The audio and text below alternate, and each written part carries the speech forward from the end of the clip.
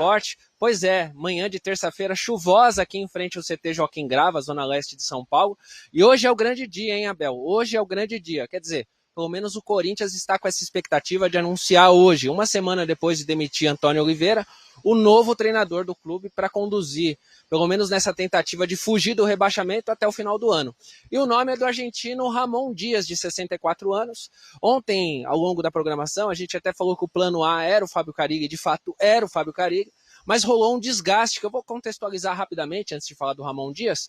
O Corinthians passou a semana passada quase que inteira falando com o Paulo Pitombeira, empresário do Fábio Carille, mas não chegou a apresentar uma proposta formal para o Carille. O Carille era o nome preferido do presidente Augusto Melo por já conhecer o Corinthians, por já ter um estilo de trabalho que eles entendem aqui no CT que seria o melhor para conduzir o Corinthians para fora dessa crise, né?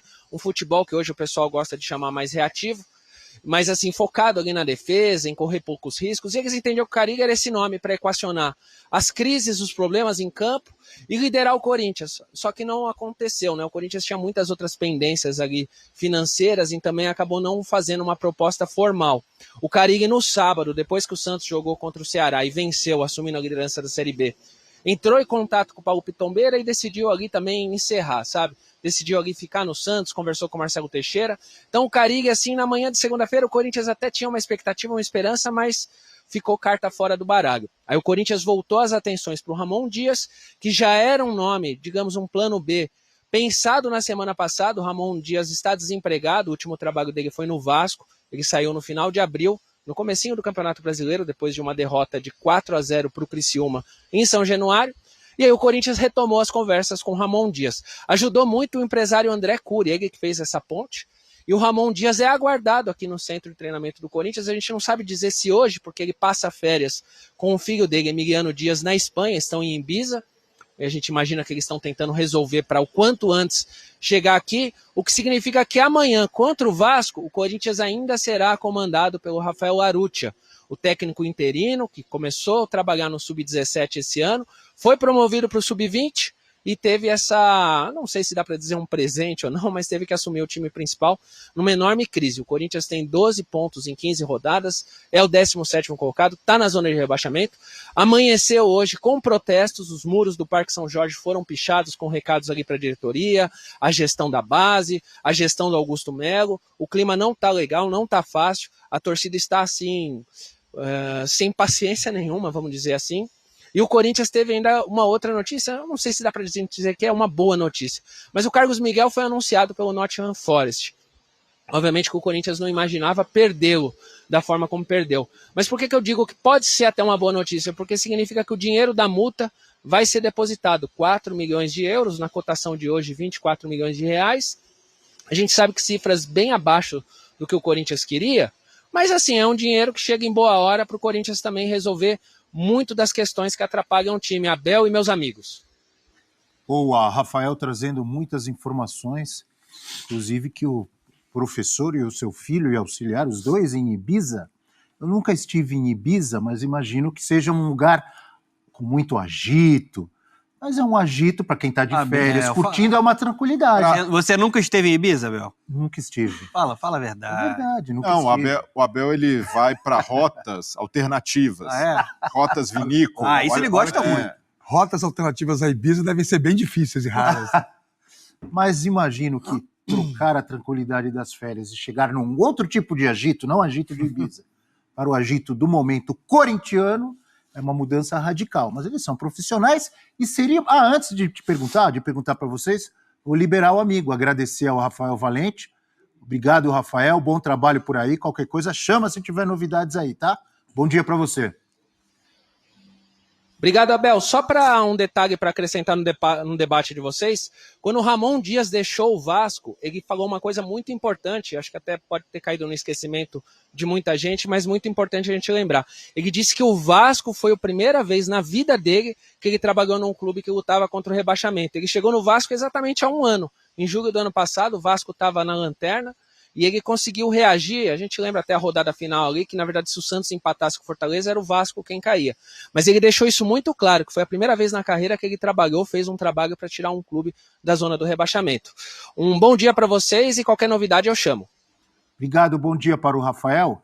Então ele já deu um gancho para uma tela nossa. Exatamente com o assunto que ele trouxe. O Ramon Dias disse que foi a primeira vez que ele pegou um clube brigando contra o rebaixamento no Vasco. Verdade. Então vamos comparar a situação que estava o Vasco quando chegou o Ramon Dias e a situação que está o Corinthians agora quando pode chegar o Ramon Dias. Olha aí, o Vasco tinha 14 jogos, quase igual, hein?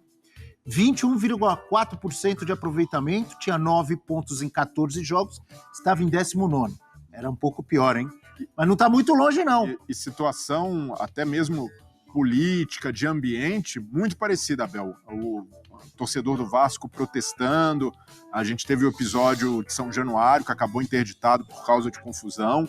Então, confirmada a negociação, Ramon Dias vai pegar um contexto realmente parecido com aquele Vasco, num Corinthians que está com uma administração bastante questionável, e isso faz com que o ambiente seja ruim. Então o Antônio Oliveira acabou pagando esse preço também.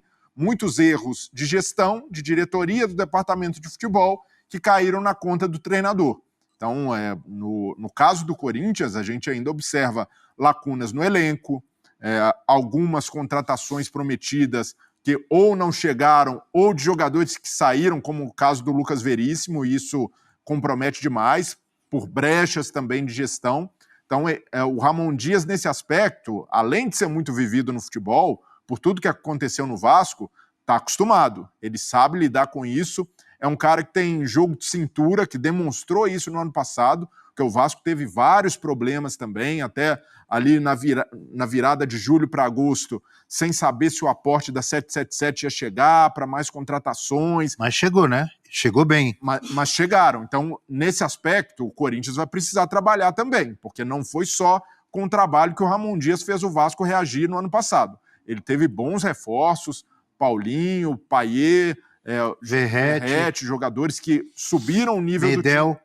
Chegaram como titulares e como referências também de novas lideranças para o clube e ajudaram bastante o Vasco a se salvar. Então, não acho que ele teve personalidade também, além do trabalho, de tudo. Ele teve personalidade para chamar para ele um momento muito complicado em que o Vasco poderia cair de novo. Sim. Com aquela frase que ficou famosa, não vá barrar, não vá barrar. Aquilo ali ele tá chamando muita coisa, na minha visão, para ele, não tá? Ele vai fazer de novo, Abel. Ele vai chegar no Corinthians e dizer: Corinthians, não vá barrar. Vai dizer, não. Ele vai chamar essa responsa, porque ele sabe a importância que tem o papel de um técnico como líder nesses momentos.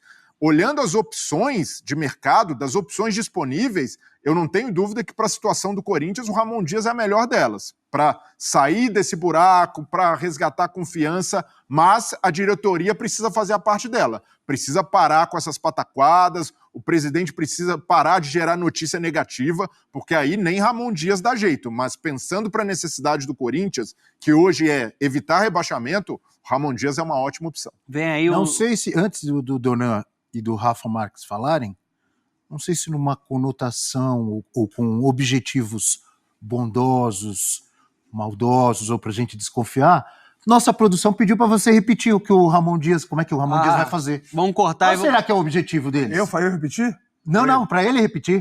Numa dessa eu virei figurinha que tá aí circulando pelo WhatsApp. Você pode repetir, Brele? Vai lá. Como é que o Ramon Dias vai fazer? Vai chegar e dizer: Corinthians, não vai barrar. Já virou figurinha. E o Ramon Dias, a gente estava mostrando ali, Abel, o aproveitamento do Vasco quando ele chegou, que era de 21%, ele termina a Série A com um aproveitamento de 50%. Ele mais do que dobrou o aproveitamento do Vasco numa situação caótica, de muito desespero. Tudo bem, o Vasco só se salva na última rodada, na Bacia das Almas, naquele jogo contra o Red Bull Bragantino, mas o trabalho dele, não só de campo, mas principalmente anímico, foi muito impactante no Vasco. Não fosse o Ramon Dias, Por que o Vasco pararam não se de salvaria. acreditar nele quando começa a temporada seguinte e ele vai embora? Aí o Donan tem a resposta. O Donan... Fala, Donan. Cedo meus minutos, Donan. Não, Não, pra mim é muito fácil, assim. Não é que pararam de acreditar nele. Ele começou a ter atitudes e decisões que demonstravam claramente para quem estava lá dentro do Vasco um desejo de não mais seguir com o projeto. Porque algumas declarações foram muito infelizes, a saída do Paulo Brax, a vinda do Alexandre Matos, isso pegou a família de surpresa, não esperavam isso. Os jogadores que ele pediu, de todos, vieram 1 ou 2. começou a sentir que não ia mudar muito o patamar do elenco, né? E aí ele começou a ter algumas posições bem complicadas internamente, externamente.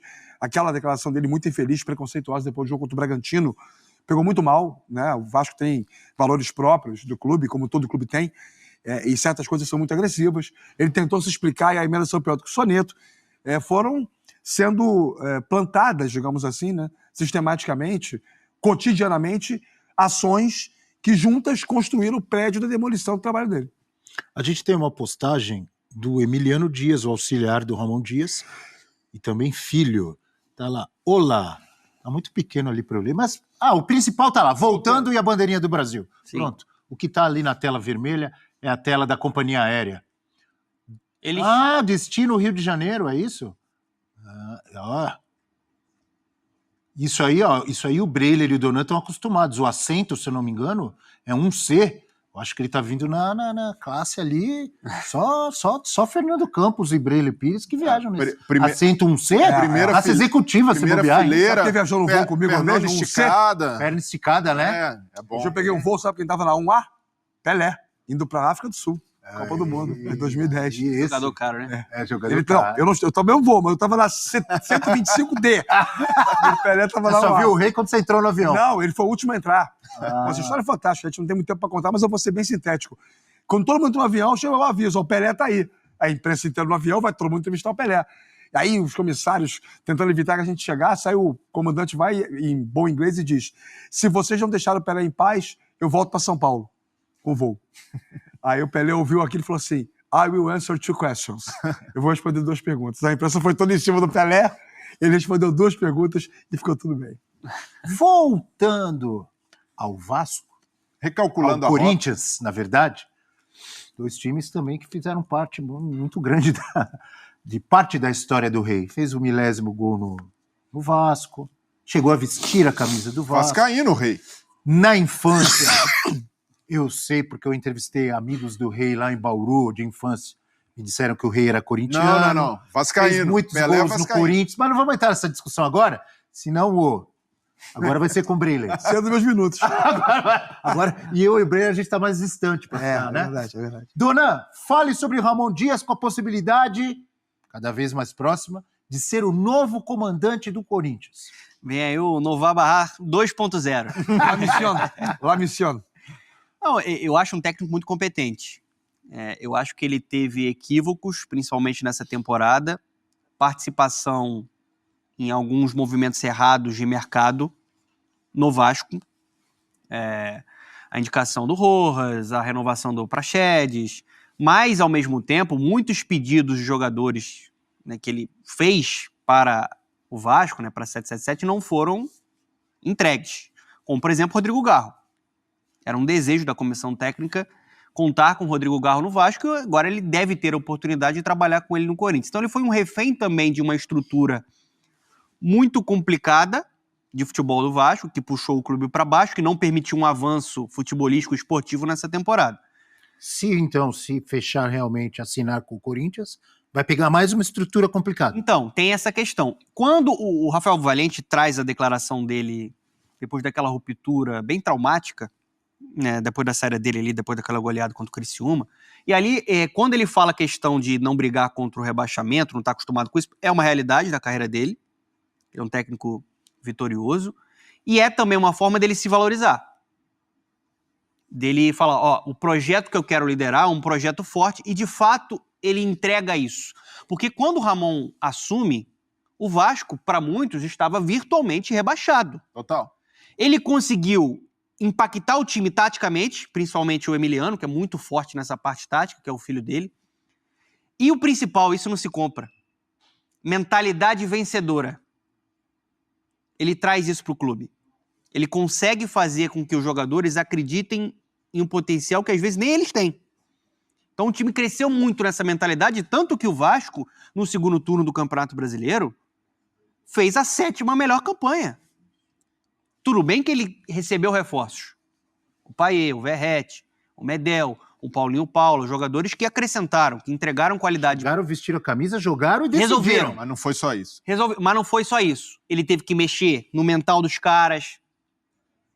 não tinha mais passividade, o time batalhava, todo jogo era uma final e o time conseguiu se fechar, existia uma mobilização. E a parte tática, porque coletivo é tudo. Mas agora... Você não vai ganhar de maneira aleatória. Mas essa parte de lutar, de correr, eu acho, não sei se vocês concordam, o Corinthians já tem. Tem. Tá faltando organização e qualidade. Tem, mas no último jogo faltou. Contra o Cruzeiro, em alguns momentos, eu senti o time muito abalado. E é natural que isso aconteça com o cenário que ele tem. Mas a parte da mentalidade que o Donan tá falando é de espalhar isso dentro do clube. No clube. Exato, no dia a dia, de mostrar para a diretoria, de querer ter ambição. Se ele chegasse no Corinthians no começo do ano e a gestão do Augusto Melo fizesse tudo que fez, eu tenho certeza que ele não daria certo. Não ia se bater. Até porque o Emiliano, filho dele, é um cara que cobra muito no dia a dia. Estrutura, reforços, um trabalho competente, mapeamento de jogadores, tudo que o Corinthians não fez nesse primeiro semestre de gestão do Augusto Melo. Então, para receber o Ramon Dias e para esse trabalho ter chance de dar certo, o Corinthians tem que se revolucionar internamente, porque ele vai chegar com essa ideia de, olha, aqui é vencer, aqui a gente não pode dar bobeira, jogador não pode cometer deslize, cometer o Pedro Henrique, e isso ele vai cobrar da diretoria, e a diretoria precisa oferecer a melhor estrutura para ele trabalhar. E tem uma questão, o desejo da dupla era retornar ao Vasco. Isso é informação, né? Eles queriam retornar para o Vasco da Gama.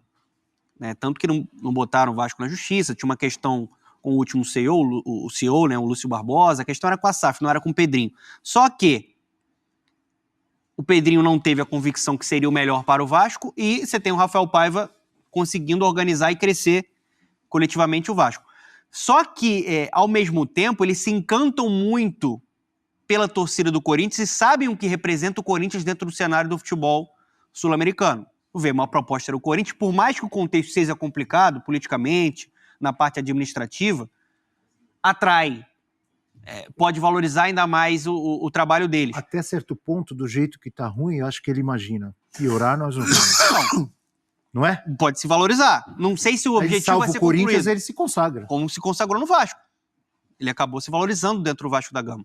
E agora você tem uma oportunidade no Corinthians. A gente viu o Antônio Oliveira em vários momentos exposto, né? Tendo que falar sobre assuntos que eram assuntos de responsabilidade, por exemplo, do Augusto. Isso vai acontecer naturalmente com o Ramon.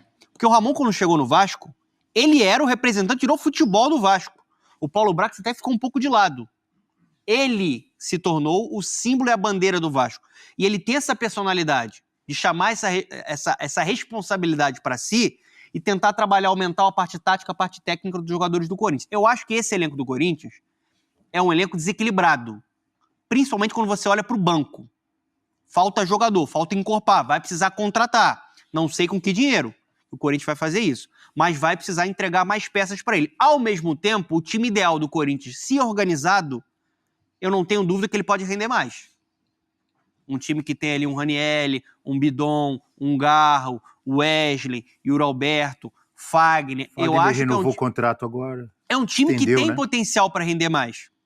A questão é, para mim, concordo com o Breler, até para passar para o Rafa, é a melhor opção possível do mercado, até pelo que o Corinthians precisa, porque ele pode entregar essa recuperação mental, tática, física, porque tem o Diego Pereira que deve ir também, que é muito bom preparador físico, fez um trabalho excelente no ano passado no Vasco, e na parte técnica. Ele é a melhor opção possível, só que eu acho o contexto atual do Corinthians pior que o Vasco do ano passado como clube.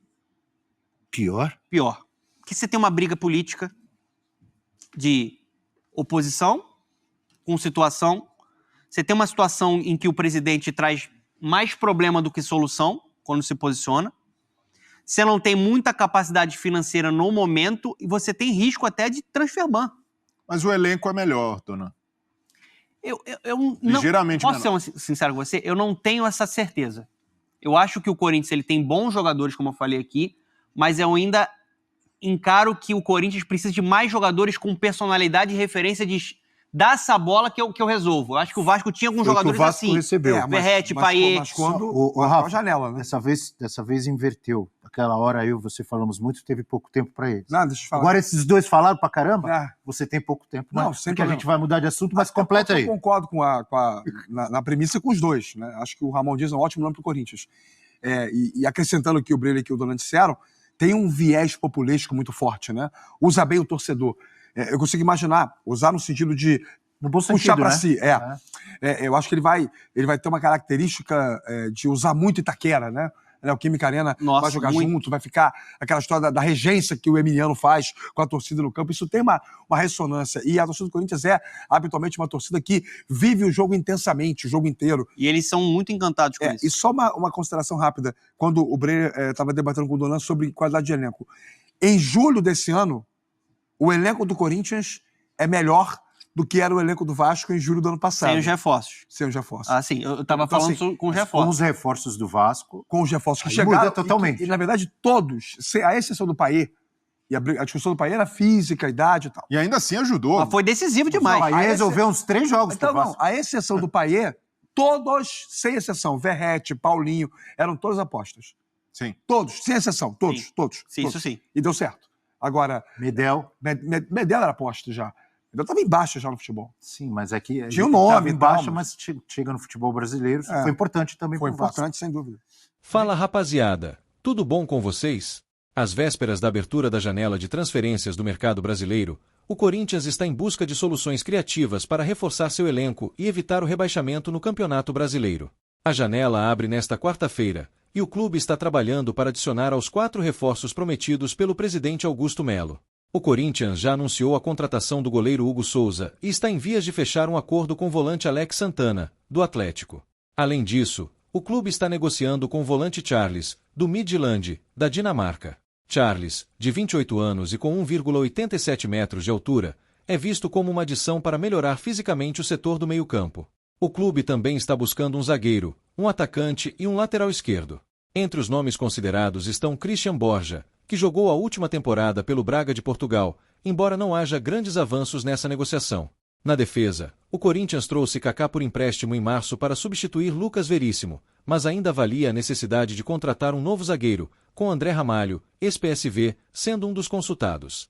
Desde o início da temporada, o clube tem procurado atacantes com características de velocidade, uma necessidade que se tornou mais urgente com a iminente saída de Gustavo Mosquito, que está buscando a rescisão de contrato na Justiça. Os desafios financeiros do clube exigem criatividade nas negociações, já que não há recursos suficientes para grandes investimentos. Esta temporada, o Corinthians já gastou mais de 130 milhões de reais em contratações, e a situação financeira se complicou ainda mais com a saída da VaidBet, principal patrocinador, que gerava uma receita de 10 milhões de reais por mês. Até o momento, o clube não encontrou um novo patrocinador para substituir a VaidBet. Em 15 rodadas da Série A, o Corinthians somou apenas 12 pontos e está na zona de rebaixamento. Internamente, a diretoria vê a chegada de novos reforços como fundamental para evitar a queda para a Série B.